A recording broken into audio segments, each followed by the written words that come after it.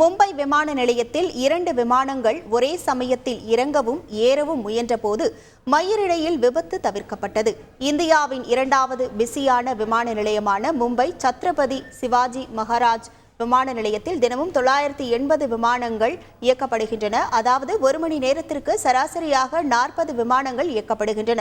சனிக்கிழமை அன்று இண்டிகோ நிறுவனத்தின் பயணிகள் விமானம் ஒன்று ஒரு ஓடுபாதையில் தரையிறங்கும் சமயத்தில் அதே ஓடுபாதையிலிருந்து திருவனந்தபுரம் செல்லும் ஏர் இந்தியா விமானம் ஒன்று விண்ணில் பறக்க டேக் ஆஃப் செய்து கொண்டிருந்தது. ஒரு நிமிடத்திற்கும் குறைவான கால அளவில் இந்த 2 விமானங்களும் ஒரே ஓடுபாதையை பயன்படுத்த முயன்றதால் 2 மோதி கொள்ளும் ஆபத்து ஏற்பட்டது. அதிர்ஷ்டவசமாக மயிரிழையில் விபத்து தவிர்க்கப்பட்டு ஏர் இந்தியா விமானம் டேக் ஆஃப் ஆகி பயணத்தை தொடர்ந்தது. அந்த சமயத்தில் கண்ட்ரோல் டவரில் பணியில் இருந்த விமான கட்டுப்பாட்டு அதிகாரி ஒருவர் பணியிலிருந்து தற்காலிகமாக நீக்கப்பட்டுள்ளார். இதுகுறித்து விசாரணை மேற்கொள்ளப்பட்டு வருகிறது.